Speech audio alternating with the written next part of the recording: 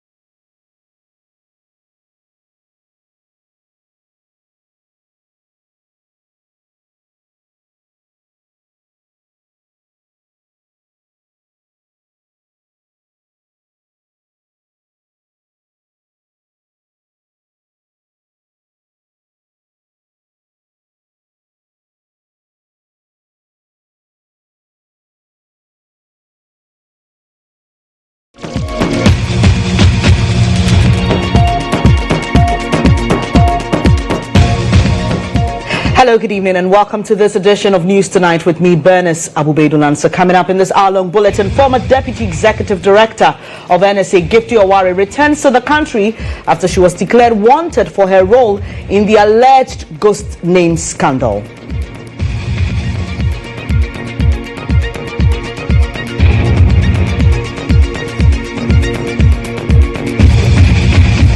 An economic dialogue ends with breakout groups making recommendations they believe will reset Ghana's economy, putting it on a prosperous path.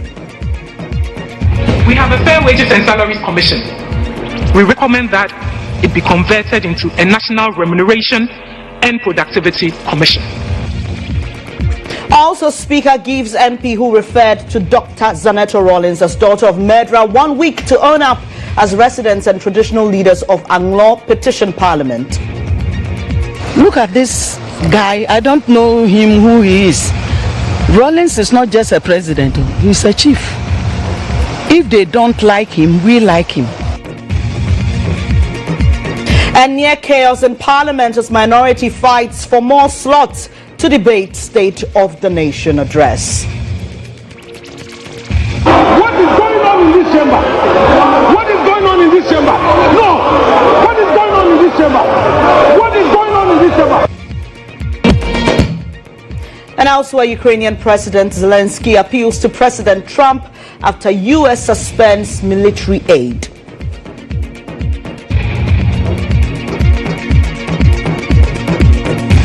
We've got details of these and more. Please stay with us.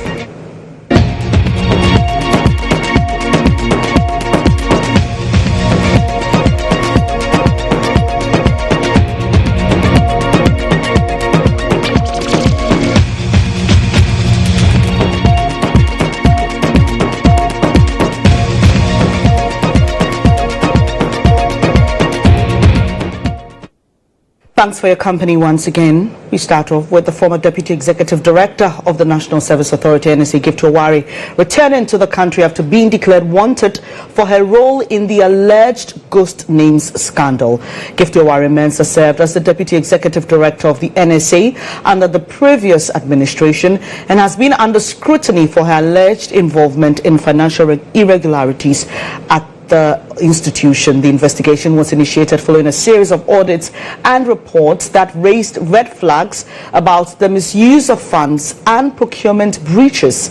It follows an investigation by the Fourth Estate which uncovered the ghost names in November 2024, but The firm was initially prevented from publishing its findings due to an ex-parte injunction secured by the NSA. However, the court later lifted that injunction, allowing the report to be published. The investigation covered records from 2017 to 2023, including the 2024 National Service year. Now, after taking office, the new Mahama administration ordered for an investigation into the suspected ghost names on the NSA payroll. You may recall that during his first State of the Nation address in his second term on Thursday, February 27 in Parliament, President Mahama ordered security agencies to declare all persons named in that scandal wanted. He added, those implicated must be held accountable as state resources cannot be looted with impunity. We know that just after arriving at the Kotoka International Airport, Minority Leader Alexander Afenyo-Marking indicated that Gifty Oware together with her lawyers, will be reporting to the NIB for investigations to commence.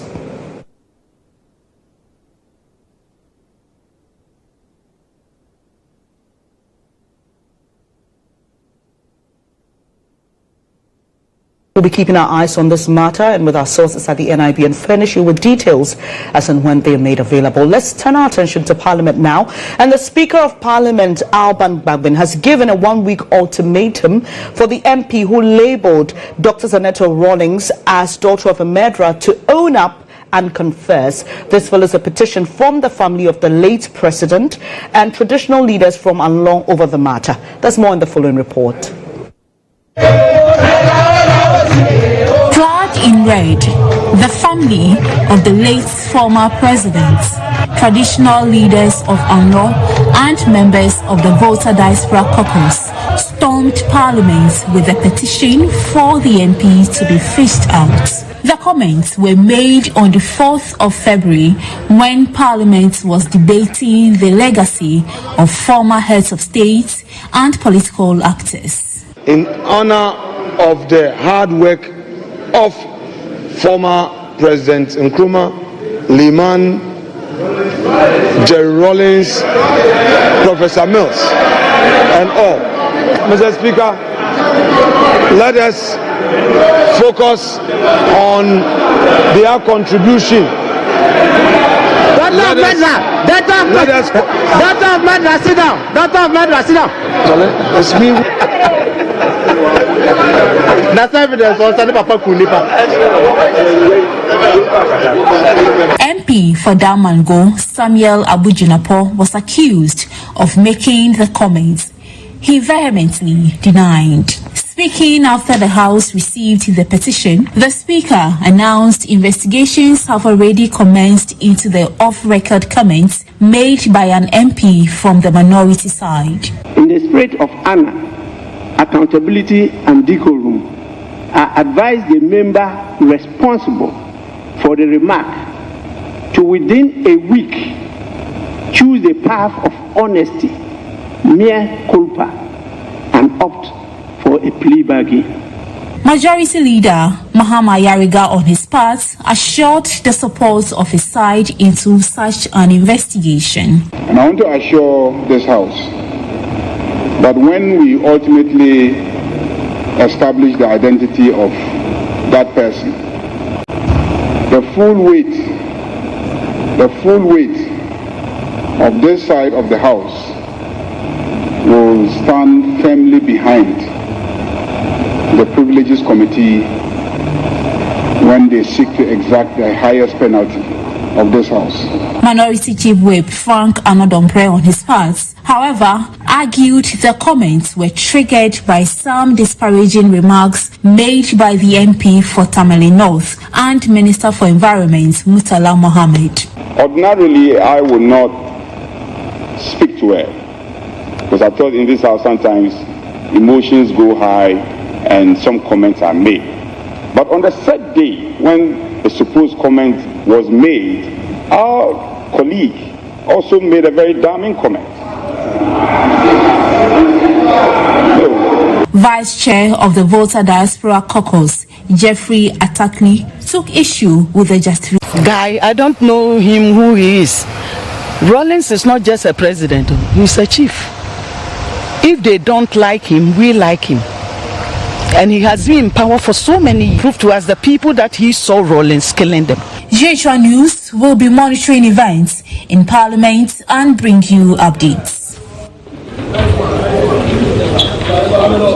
Let's keep our attention in Parliament for a while, because the House was compelled to suspend sittings today over disagreement on proportional allocation of slots for debate on the State of the Nation address. The sharp disagreements, which started last week during the presentation of the business statement, reached a crescendo today when the debate started. The decision by the First Deputy Speaker, Bernard Ahafo, who was presiding, to call 2 majority MPs and 1 minority was opposed by Minority Leader Alexander Apenyo-Marking. After a back and forth with no end in sight, the First Deputy Speaker was compelled to suspend sittings following rejection of his proposal for a 1:1 allocation, at least for today. Here are highlights. Mr. Speaker, it is only under this government that when Baomia digitalizes in Samanfo, you digitalize to erase, to bring forth ghosts at national service. That is what your digitalization is about. Mr. Speaker, Baomia Bako in Samanfo Bebre. Mr. Speaker, to it, Baomia 1,000 ghosts.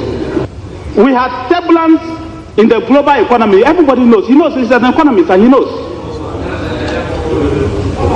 But still, under Nana Addo Dankwa Akufo-Addo, in 8 years, we created 2.3 million jobs from 2017. Mr. Speaker,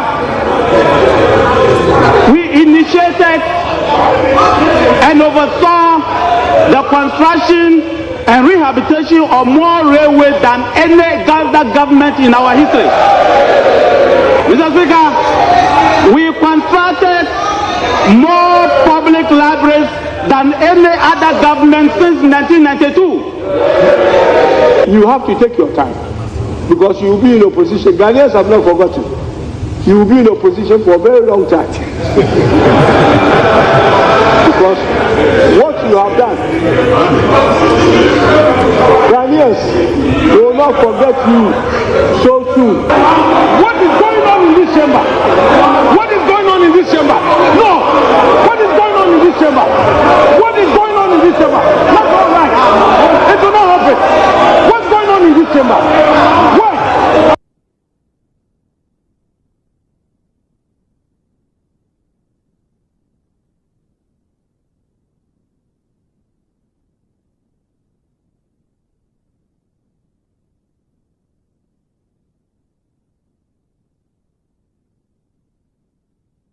Now we turn our attention to other matters, and 73 illegal miners in the Upper East region have been arrested during a security operation led by the regional minister. Among those arrested were 27 Togolese, 2 Burkinabes, 41 Ghanaians, and some children were identified. They were caught mining in the Tili Forest Reserve, which spans the Nap Dam in Boku West districts.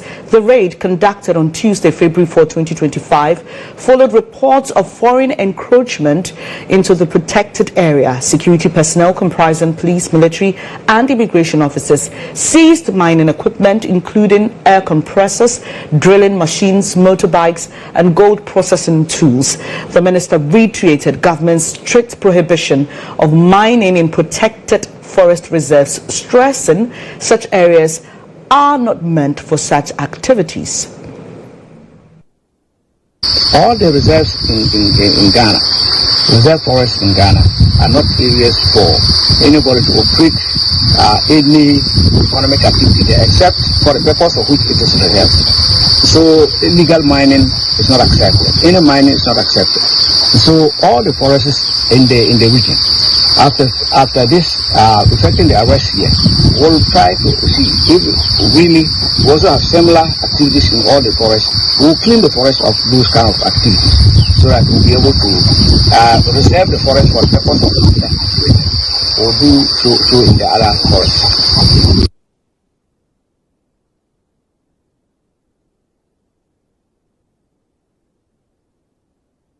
And still on fighting illegal mining, Eastern Region Minister Rita Akosua-Ejei has inaugurated a 7-member task force to lead the fight against the menace. The task force was formed during a Regional Security Council meeting and inaugurated on Tuesday, March 3, 2025 in Koforidua. The task force comprises key security and regulatory agencies, including the Regional Police Commander, the Military Commanding Officer, the Regional Commander of the Ghana Immigration Service, Regional Commander of the National Intelligence Bureau, the Regional Security Liaison Officer, the Regional Director of the Minerals Commission, and the Regional Director of the Environmental Protection Agency. Madam Awate stated the task force operates under delegated authority from RECSEC, and RECSEC will take full responsibility for its operations. The Eastern Regional Minister lamented severe consequences of illegal mining, describing it not only as an environmental threat but an economic one. As a government, we have our laid down rules on mining. We know as much as possible we don't want our water bodies to be muddy as they are, so mining around the waters are prohibited. Mining our forests, while we mine, we need our forests to grow our crops, and we know that before you go into mining you need a license. So these are the things we are talking about, that. And also we believe that even after you have your license you need to reclaim the land, so we have our lands again. These are the mandates we've given to our people. We prevent people mining at unprescribed areas, then the modalities of mining to reclaim the land after your mining activity. Then our forests are no-go areas, our water banks are no-go areas, and these are the things we have mandated our people, meaning the 9-member committee, to be doing for the rest of the period that will be in the Eastern region as a RECSEC.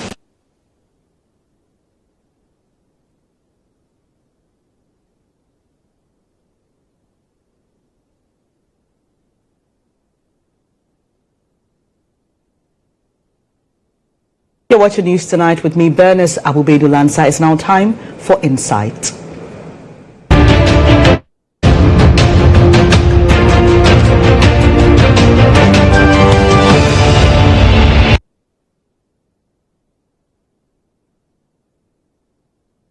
And on Insight today, we focus on the National Economic Dialogue. The much-anticipated event has come to a close today with many recommendations made by key players in various sectors. Our man Calvin Powell has been monitoring the event since it started yesterday and joins us with more. Calvin, let's start with the private sector group, which made a presentation today. What were some of their key recommendations?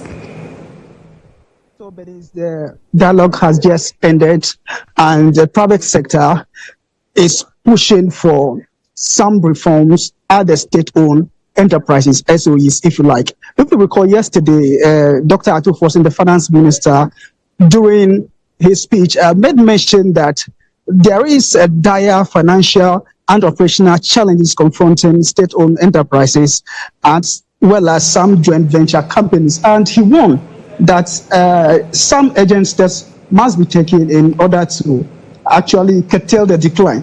So the private sector growth thing has been pushing that government should enact a policy to compel SOEs raising capital from the stock exchange market, and must also be ensured that they comply strictly with the Securities and Exchanges Commission's corporate governance practices. And this has been some of the key elements they are pushing for government to do. Ms. Abena Amwa has been the spokesperson for this private sector growth, and she's been speaking on this issue vehemently. That GHOne makes a policy that SOEs raise capital using the stock exchange, and they comply with the Securities and Exchange Commission's corporate governance requirements. Because these are requirements that talk about who should be on the board, the minimum qualification, who appoints the CEO. And these are good practices that have enabled private companies to be 200 years old. And these are good enough for all SOEs.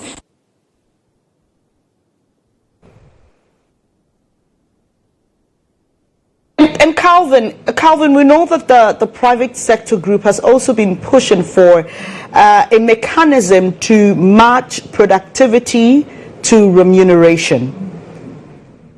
Exactly so. They have been pushing that the Fair Wages and Salaries Commission be converted into National Salaries Commission to actually mark productivity with remuneration, setting up some serious KPIs for compliance. And Ms. Abena has been saying that without this, we will be recycling all that has been happening over the years, and they are pushing that unless it happens, we won't see any reform at the sector. So let's take a listen to her as to what they actually mean should be done to the Fair Wages and Salaries Commission. We have a Fair Wages and Salaries Commission. We recommend that it be converted into a National Remuneration and Productivity Commission to focus and bring to attention what needs to be done. Now let's move to the Macro Stability Committee. What exactly do they want, Calvin?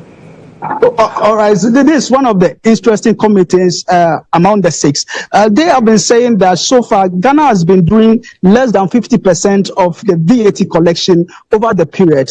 Therefore, they are pushing that government should come up with some pragmatic reforms in making sure that there is a compliance, that VAT becomes attractive to the general populace, that people wouldn't be forced or compelled to comply with tax as far as VAT is concerned, but will do it willingly in order to generate more revenue for the country. And Leslie Mensah of the Institute of Fiscal Studies has been the spokesperson for the group, and he's been speaking on the floor.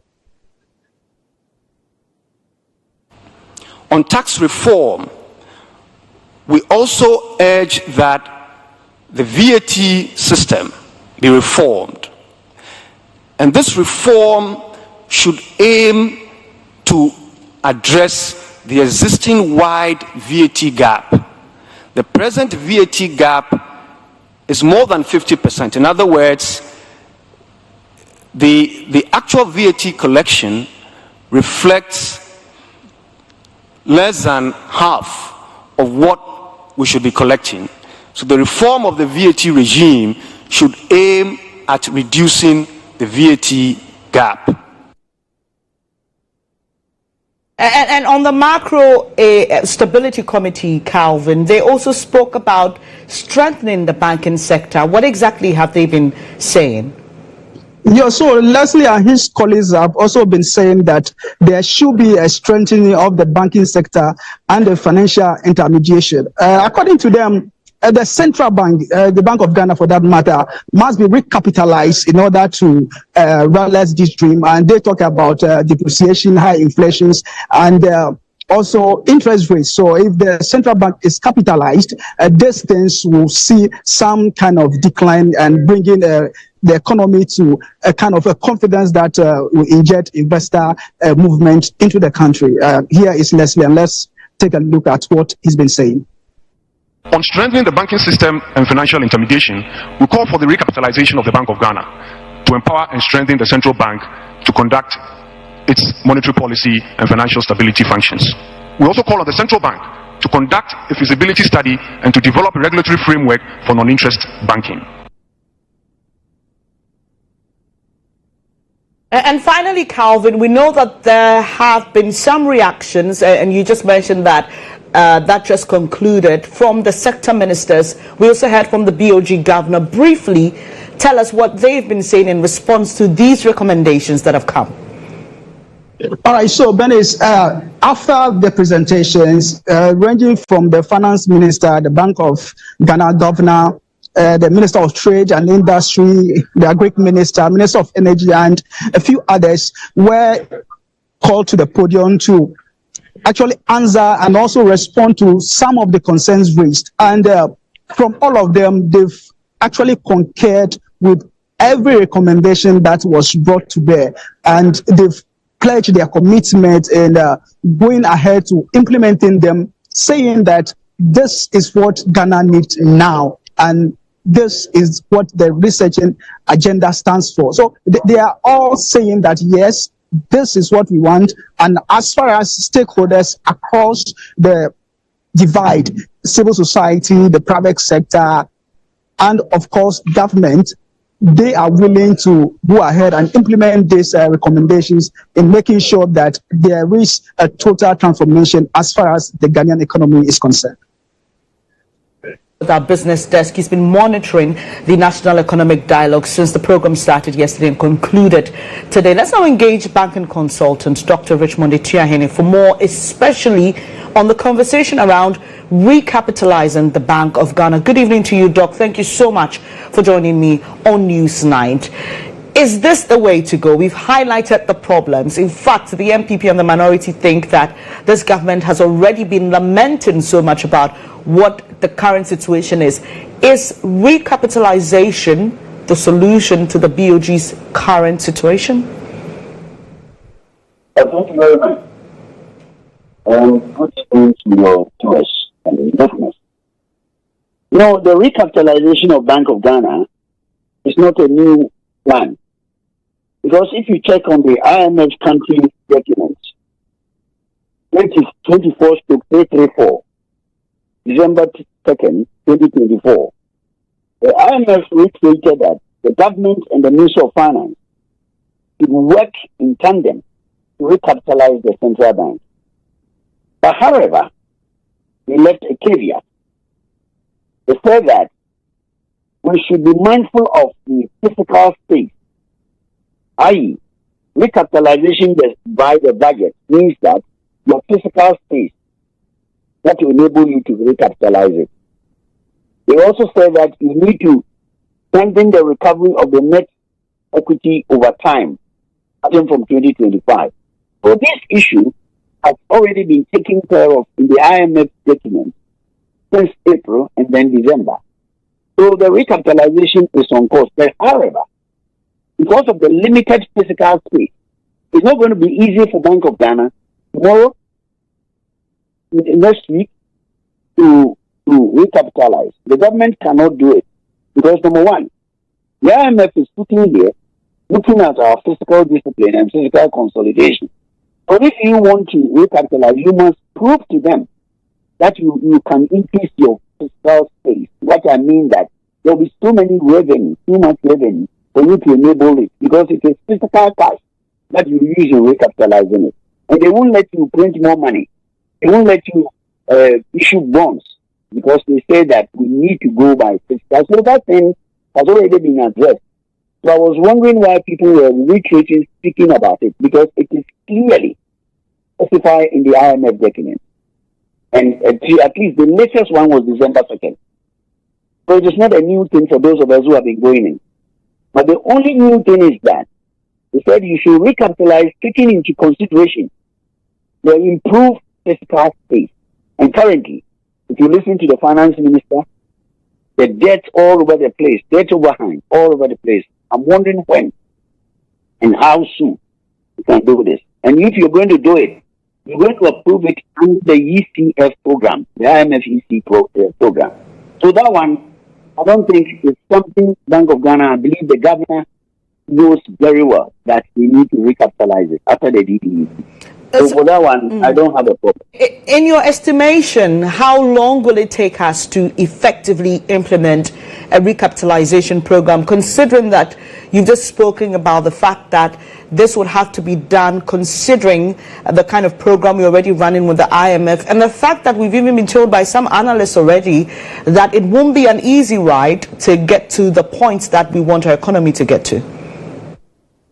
Yeah, those who are saying that are saying the truth, because you say it's not going to be easy to recapitalize it, because you see the loss is huge. The loss was very huge, and it has basically it has made Bank of Ghana capital deficient. So it will take a medium, maybe I would say 3-4 years time before we can really, not until our physical space improves.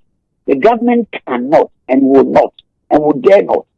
Because the IMF, so while the IMF is main here, they're going to make sure that if you're going to do recapitalization, you have enough physical space by improving your revenue structure that will give you a leeway to recapitalize the central bank. Finally, Doc, there are also those who've been talking about the participation of local players, especially in the banking sector, and how it may aid in giving us some, maybe not monumental speed, but a little bit of quickening to the solutions that we seek. Your quick thoughts on that? Well, anybody who doesn't want to improve or increase our participation in all the sectors, the strategic sector, then you are not a Ghanaian. The reason being is that just yesterday, the MTN declared a dividend of 3.8 billion. And I bet you, today even transfer even 2 billion, calculated the equivalent in cities and what we do to the foreign exchange. And these are the reasons why that we need to improve the local indigenization, especially with the banking sector. Currently, Ghanaian banking sector is being controlled by foreign institutions. And we are going to make profits in March. And they will all be transferring. What did they do? They came here to buy treasury bills with a higher interest rate, declare good profits, declare good dividends, pay their taxes, and take their money away. So I would have thought that this particular forum should have devoted time and effort to see how we can improve the indigenization of the banking sector. I mean, 2014 banks are foreign, and only 9. And the 9, there's nothing good to write about the existing 9. There's nothing good about them, because the corporate governances are poor, everything, their credit program is bad. I mean, the governor said today, one bank, the governor, I knew that figure, one bank in Ghana here, 62% non-performing. 62% non-performing.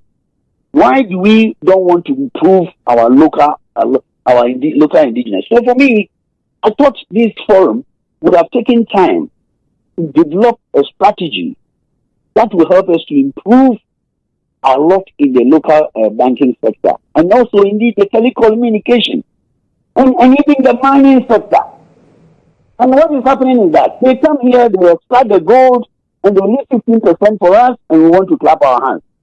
I mean, if we don't take care, these people, the foreign will take over everything. Right. And Ghana will be just hanging that they say.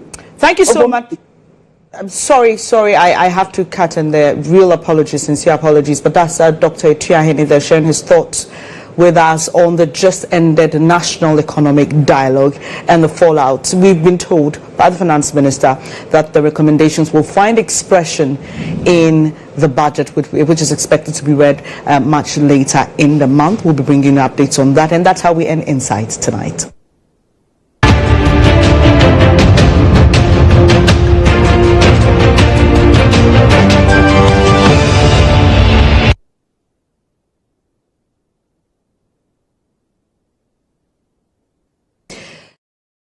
Residents in Salakope, Amutinu and Agaveji in the Ketu South municipality of the Volta region have been left homeless after powerful waves swept through their communities. As families struggle to find shelter, concerns are mounting over the lack of immediate intervention and long-term solutions to the recurrent crisis. This more.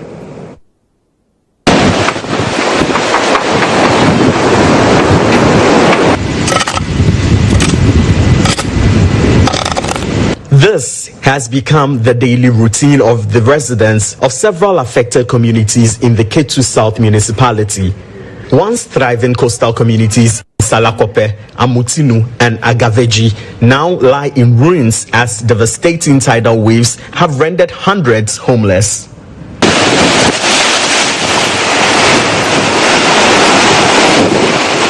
The disaster has forced families to take refuge in the streets, churches and makeshift shelters. While residents call for urgent government intervention, opinions are divided on the best course of action.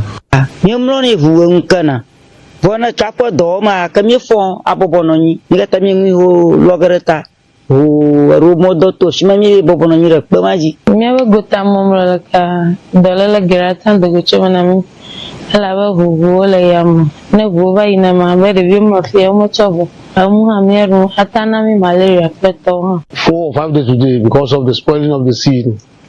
That's why we are all sleeping here. Our places, our houses all are destroyed. by the sea. It's almost 4 or 5 days today. We have a family. Some advocate for the continuation of the sea defense project, while others believe dredging the sea would offer a more lasting solution. They should find some engineer to come and throw the sea sand to the outside of the land. There is no deep for the sea because it's a swallow place. And our issue is, they said the government is coming to do some work for the sea inside. We are pleading to the government to come our aid because we are suffering too much. Yes, the suffering is going too much all the time. But this evening, around 3 o'clock to 4 o'clock, it will start again. No matter do chafo ko amwala gagara muama yo driver on mi gata mo ko awdo akomo ko idomo atrogbo aplawu tukata mi megata ina na chafo ba homo ya afia ba nya ba itole tefobu na onya ba mi agya ngo 1 cedi a agbona yega 2 cedis. Adding to their frustration is an abandoned housing project meant to provide 105 housing units for affected families. Years after its launch, only 11 structures have been partially built, with just 4 roofed but none completed for use. The immediate left MC, that's Honorable Maxwell Lugudo, came to us in our community over here, Salakope, let us know that 105 rooms have to be built. That is the money being released to him. But as it stands now, only 3 is roof, not even complete for people to stay inside. With no immediate relief in sight, affected residents are appealing to the government, NGOs, and humanitarian organizations for urgent assistance.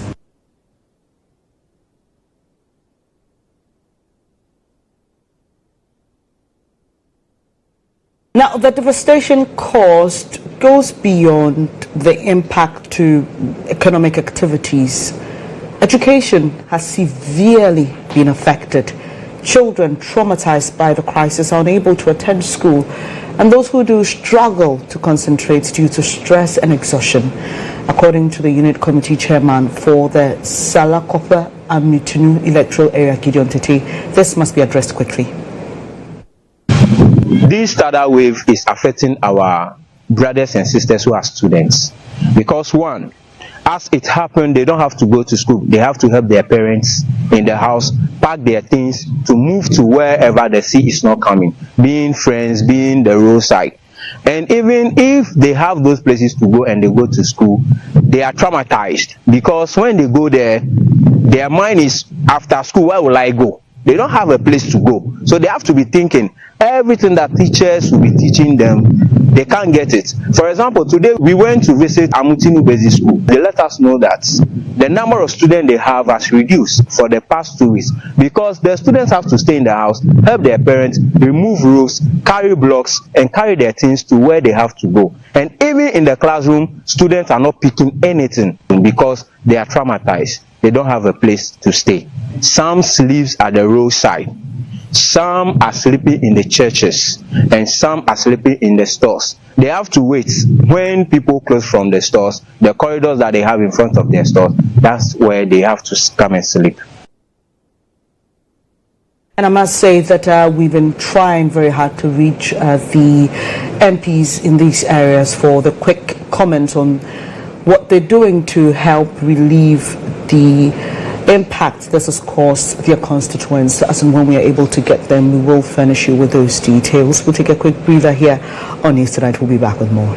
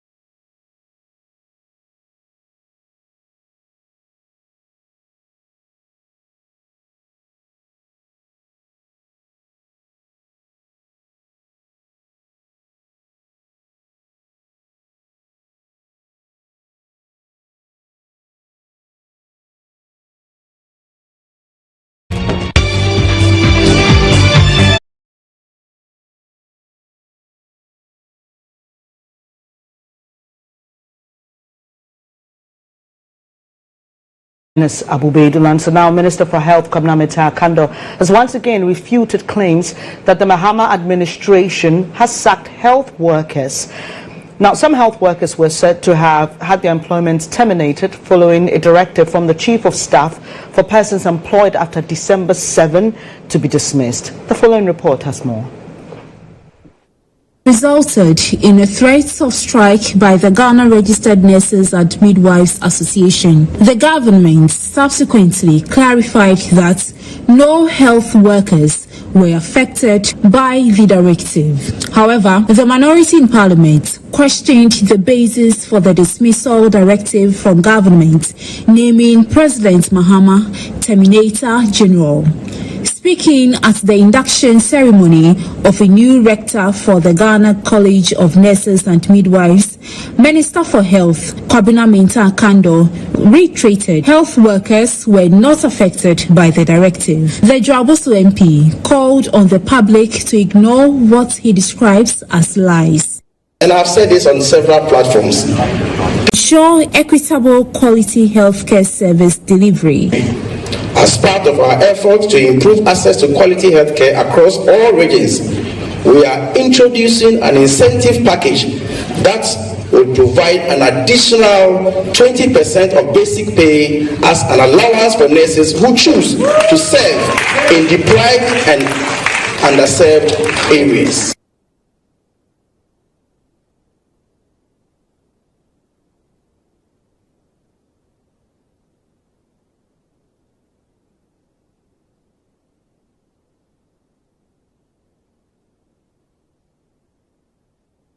Now we offer business news updates. Up next, it's sports.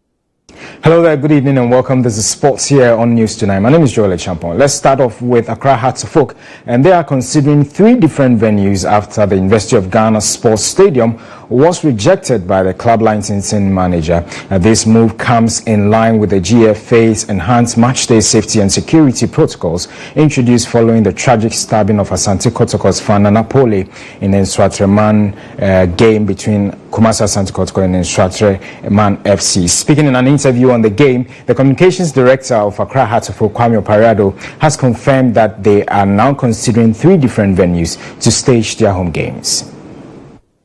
Well, we are hoping that by the close of today or later by morning, we should be able to get that communication so that if that is the same venue that we are going to play, then we'll continue to work on getting the supporters to the area to ensure that there's massive support for the team when we play against Young Apostles on Saturday afternoon at 3 p.m.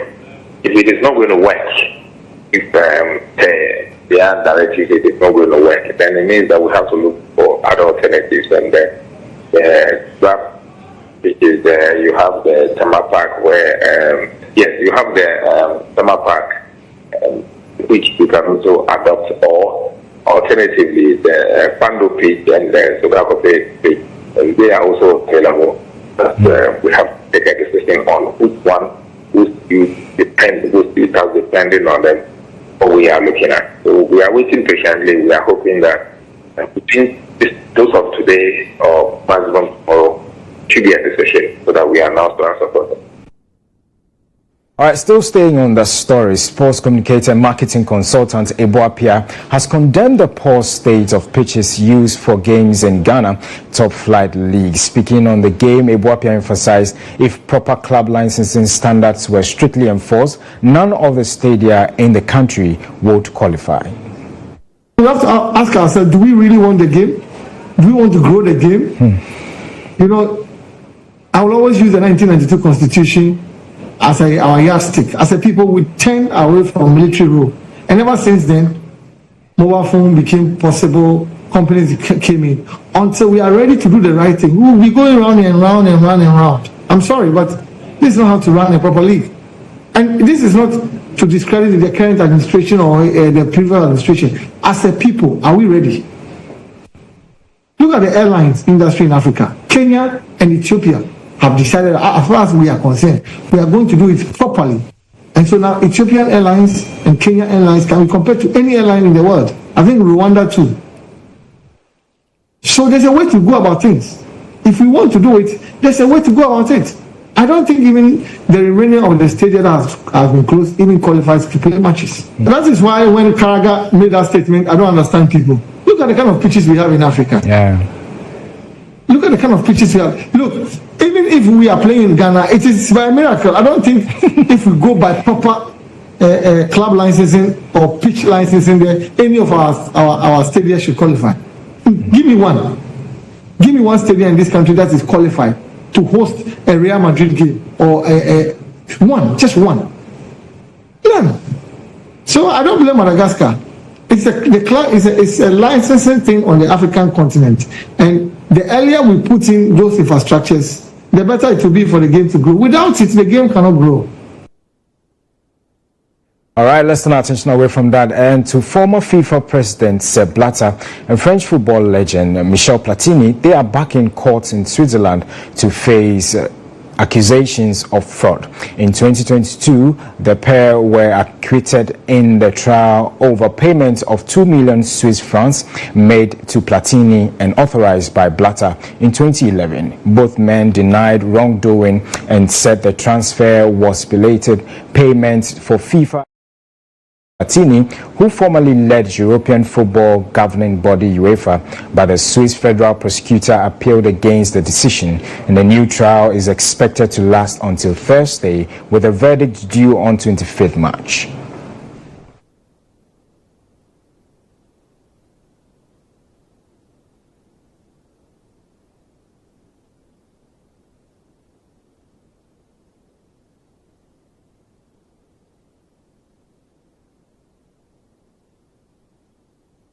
That's it for sports here on News Tonight. Over to you, Bernice. Thank you so much, Joel. And we know there's some Champions League action happening. Exactly. I mean, the games have not started yet. There's an early kickoff, but then it's still 1-1 in that particular game. But we're giving viewers updates, obviously.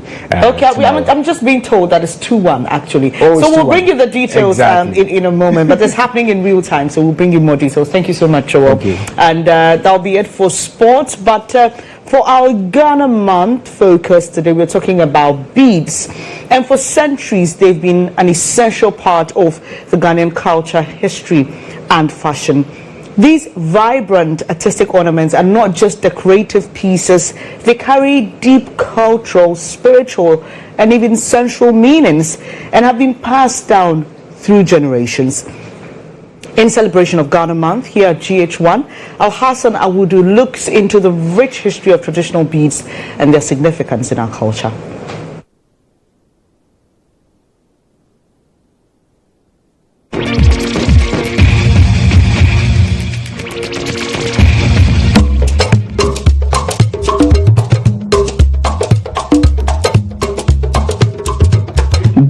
Have been used in Ghana for centuries, with archaeological evidence suggesting their presence in ancient West African civilizations. The art of bead making, especially using materials such as glass, stone, clay and precious metals, flourished in regions like Krobo, Ashanti and the Volta region. The Krobo people in particular are renowned for their glass bead making technique, a craft that has been passed down for generations. Beads have traditionally been worn by royals, spiritual leaders, and everyday citizens alike. They symbolize wealth, social status, and spiritual protection. Historically, beads also served as a medium of exchange and played an important role in trade between Ghanaian communities and other parts of Africa and the world. From time immemorial, the Ghanaian loved gold. It's only shown when the state wants to exhibit its wealth, and very rarely you find our chiefs wearing the gold. The usual thing you would always wear, to prove that you are an African, a Ghanaian, in place of the gold, which is always reserved for ceremonies, is the beads. So we have beads for different occasions. In contemporary Ghana, beads continue to be a prominent feature in both traditional and modern fashion. Women often adorn themselves with intricate beadwork, especially during significant ceremonies. Beads are also an essential part of puberty rites for young girls in some Ghanaian cultures, symbolizing their transition into womanhood.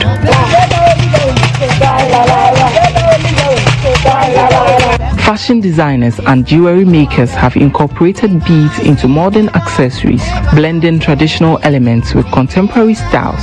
This fusion has helped sustain the bead-making industry and has introduced Ghanaian beadwork to international fashion markets. Amamrele say a festival near she I have near she and also some bomaya part. Yeah, Ankasa Ghana have for Ankasa kwa any GHOne say idea is say you su be ojra oshe wahwene oshe wokọ no wonsa ye de su ya asoma de ne ye hye oshe so aye hye fata osiesie hu fan na show na ja o de ye wa de ana kire se efe o de ko party ana o de ko adore ana se o de ko engagement ana wedding kura na wo sha aye hye fata.